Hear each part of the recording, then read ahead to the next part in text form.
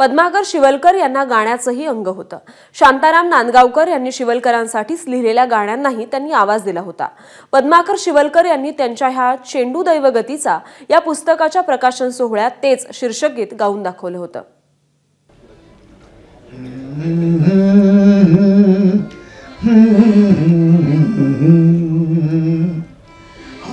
चेंडू दैवगतीचा फिरतसे असा उसळून कोणाचे जीवन उधळी हे कुणास यश उजळून हा चेंडू दैवगतीचा फिरतसे असा उसळून कोणाचे जीवन उधळी दे कुणास यश उजळून हा चेंडू दैवगतीचा।